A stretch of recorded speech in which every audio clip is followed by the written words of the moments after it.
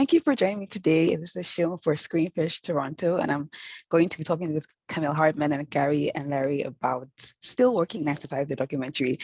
First of all, thank you for making this. I had a good time watching it, and I found myself tearing up at some certain points in the film. So thank you for doing this. It was really fun to see. My first question, I guess, in the documentary, it highlights the effect that film has on culture and on people. And that's something I'm particularly interested in. And we see the filmmakers of the movie 9 to 5 talking about how they felt it needed to be a comedy so that people would want to hear what the film had to say. Do you find that genre is something that is important in how the messages in films are received? You want me to go? Yeah. I think film in our history has been a very important medium and on showing, how different people live, different cultures, different social aspects, people of different, creeds, religions, backgrounds. And so, with our film, we really wanted to show how another film, which is 9 to 5, had such an impact on, the culture at the time in 1980. It took the women's issues, it took women in the workplace, and then packaged it in such a way that it went to a mass audience. And usually those issues that were discussed in a film like that, the average person wouldn't have gone and seen. They wouldn't have seen a film about sexual harassment or workplace inequality or, equal pay, lack of promotions.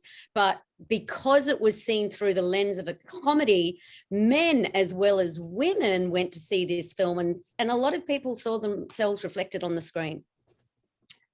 And I'll weigh in also. One thing we did, the film hiding behind putting the issues in behind being a comedy, we took the same page out of the playbook, because with our documentary, we wanted it to be very entertaining. We wanted the fandom of all the 9 to 5, Dolly, Lily, Jane, and Dabney, but we also wanted to be educational, and we wanted you to leave the film with some nuggets of truth and hopefully make you feel like you want to join in a movement or do something or continue to push the story forward. So we took a play from the movie there, and I feel like people are being really receptive to the film, and we're very proud of that.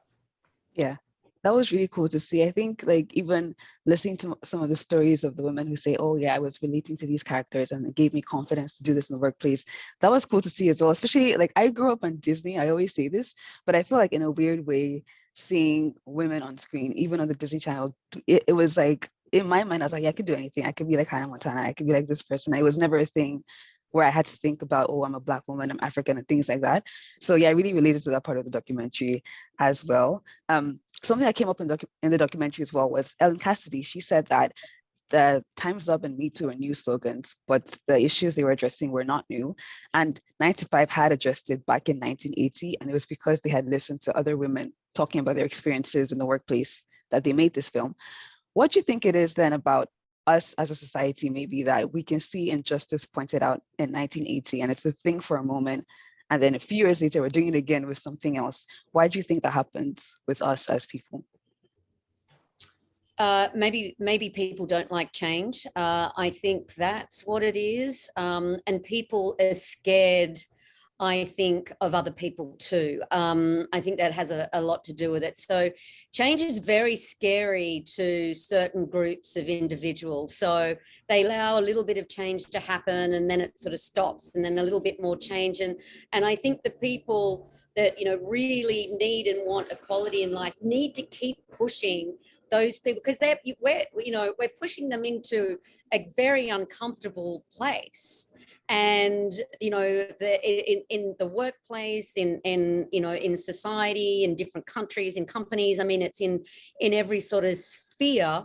And you need to keep pushing those people to say, okay, change is okay. It can actually benefit you as well. But when it first happens, people are like, no, I don't need it. I don't want it. Mm-hmm. So I think that has a lot to do with it.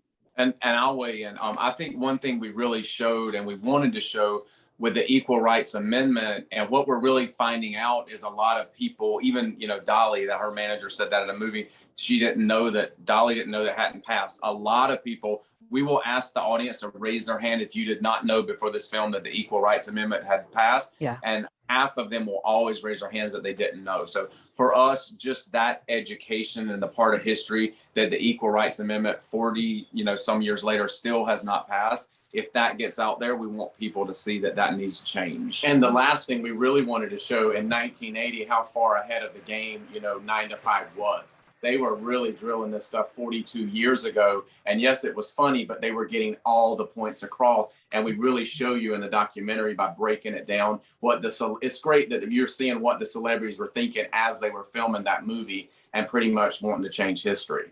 Yeah, that was going to be my next question, because 9 to 5 came out in 1980, and then we see that almost 30 years later, there's musicals, and then 40 years later, something else. And it seems like even though they were addressing issues that were going on at that time in 1980, it felt like they were also ahead of their time, because maybe society wasn't ready to have those conversations, or maybe people didn't share the same sentiments that the film had. But I wanted to ask you all, as filmmakers, have you ever felt like a film you've made just has not quite done what it's supposed to in society, and how do you deal with that? Do you have a moment where you're like, I'll wait, maybe in a few years people will learn, or how do you deal with those feelings? I mean, at the moment, this, still working 9 to 5 is resonating with, just about everyone we're showing it to, whether it's women, men, women of all different ages, which is something that really was important to us, because we didn't want it about, to talk to women who were only talking about the past. We wanted to talk to women to see, is this still happening today? And it is happening today.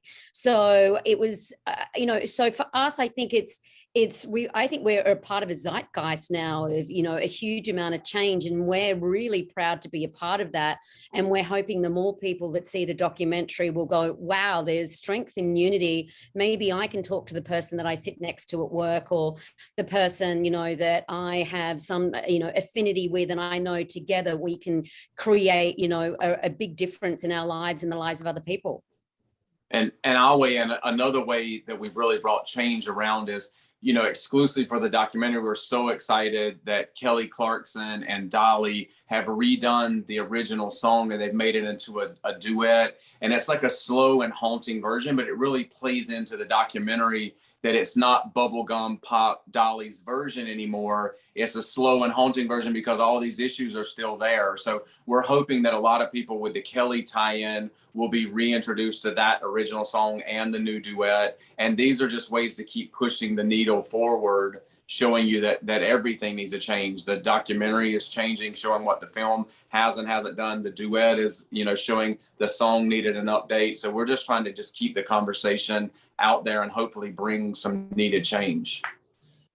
Yeah, something I found interesting seeing the movie and the documentary as well was how in the movie the three women are very different, and they say that a lot. We're very different women, showing that this issue doesn't just affect the one type of woman. But then also in the documentary you interview also like women of color and things like that, where I know there's always the argument sometimes of, is feminism a white woman's thing? Are women of color included in feminism? And so seeing the different facets of it was really interesting for me anyway, and I think for a lot of people as well, to know that this thing we're pushing for will benefit all of us and not just one specific kind of person.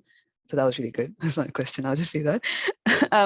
Another question I had was, seeing Harvey Weinstein in the documentary brought up for me the idea of performative activism and people supporting issues because it benefits them in some way and not because they actually care about what it's saying.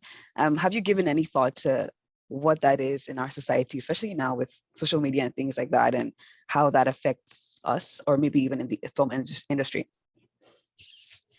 Look, it's interesting. I mean, there's two different arguments about that. Is any activism better than no activism? If they're putting out a message and helping promote, even though their underlying reason for doing it is quite pernicious. So I think if their agenda, if the overlying principle is good, and then we find out later, well, that's their loss. You know what I mean? So the fact that he was supporting women's issues and actually, I hate to say this, in some ways there was a lot of good being done. If we find out that he was a bad person later on, well, it should not affect the issue. And it should not affect, all the good work that was done by people around him and that he was supporting at the time. And that shouldn't be reflected on them unless, of course, they knew what was going on. But that's sort of another, there's so many layers to this. But I think that's the answer. I think as long as people are out there pushing things, I mean, you can say the same thing about celebrities. Is it good that a celebrity promotes something, even if it's in their, for their own self-promotion? Well, yes, as long as it's not doing harm. And I'll say, as far as for us with the Harvey Weinstein, I mean, we had an archivist that was amazing. So she would send us these little nuggets. So when we have watched this in the film with people and he pops up on the screen, there's like literal gasps. And we did the same thing when we heard it. But it was so important because in that moment in history with him, I don't want to give it all away, but with what he was doing with the 9 to 5 at the time, and then to see now those things don't happen anymore, or if they are happening, they're talked about right away. It's no longer a behind the closed door kind of situation. So that's why it was really important for us to put that in. And we actually, me and Camille and the editors, we debated that a little bit, but we feel like it needs to be in there because it really puts a pin in that exact moment in history. Yeah, I thought it was really interesting too. What was something you all learned while you were making this documentary? I'm just curious. I think the biggest thing is just like everything else, that women aren't in the Constitution of the United States. That's just, I think Patricia Resnick says, that's just crazy that they're still not in there and it hasn't passed. Well, even though in January 2020, Virginia became the 38th state. So really it's a call to action, which you kind of see that we did with Joe Biden. He really needs to put this into law because he can strike down that deadline in 1982 and it would automatically go right in. So, and I think for me personally, just because, this idea all kind of started when they were talking about possibly doing a sequel, and that put 9 to 5 on our radar. And that's kind of where the idea came from. But then the sequel went out the window because, the ladies pulled out for whatever reason. But we kind of feel like with the documentary, bringing Dolly, Lily Jane, and Dabney, a new 9 to 5 duet with Dolly and Kelly, we feel like for the fandom side of it, we're really pushing 9 to 5 along the storyline. And so, we may never get that sequel, but at least we've given this to the fans that love 9 to 5. Yeah, I think in addition, for me, I had no idea that the movie was spawned out an entire workplace movement for women. So I found that really fascinating. And the fact that the director of 9 to 5 was Australian, I had no idea about that either. So that was an interesting piece of trivia. And he was basically from down the road of where I live in Sydney. So that was fun. That's cool. How do we get to where we want to be in terms of gender equality in the workplace? What are things you think we can do? I think we've spoken to different organizations, and I think one is about wage transparency. I think that is very helpful. If everybody talks about their wage, then everybody knows what everyone's on, and then the differences between men and women will sort of dissipate. I think family leave is important, so for men and women. If some women want to go back to the workforce after they have a baby, they can, and their husband can take paternity or family leave as well. So it's shared. It's a shared experience. And that's only if a woman wants to do that or a mother wants to do that, but it's giving women options. I think, childcare, that's another thing that gives women options. And I think just conversations, and also awareness, bosses having awareness that these things can happen. There was a sale in Salesforce, the boss, the main boss didn't know, until 2 women colleagues brought it to his attention that there was, great pay disparity, and he was like slightly horrified and then made changes. Mm-hmm. And I personally think, making a film like this, it pushes the conversation forward because we're hoping a lot of people will say, Dolly, Lily Jane, Dabney, 9 to 5 documentary, come to the documentary. They get that fandom that they want, but then they also get a message, not hit over the head with it, but it's in there that these issues that the film tried to point out are not changed. What can you do about it? Let's have conversations. Let's get people talking. And that's how change happens. So that's why we feel like this documentary is a tool that will hopefully help bring that change. Yeah. And I guess that was my last question. What is your hope for this documentary? But I guess you answered it. Just getting people to like those twins, they answered every one of my questions. I was going to ask you too, because I know you saw the documentary and you said certain parts made you emotional. Yes. What parts were they, and what did you think of the documentary as a whole? I really enjoyed it. I didn't know what to expect because I hadn't seen the movie before, the actual 9 to 5 movie. So watching this was really interesting for me. I know Dolly Parton and all the other actresses, but it was really cool. The parts that made me tear up, and this is a personal thing, I always think of like the next generation. And so seeing, Kamala Harris on screen and watching little girls watch her made me really emotional. Just knowing that, I guess having that hope there, that even though these things have happened and there's still issues, there's hope for the future. We're giving children a light, I guess, to look forward to, or to work towards, and that's something that makes me happy. Yeah. So we have our first screening on Friday. So if any, I think it's Friday at 8:30. Okay. So if anyone's out there and wants to come, please come. And then we have the next one Monday at 2:00 a.m. What is it? Monday at a.m.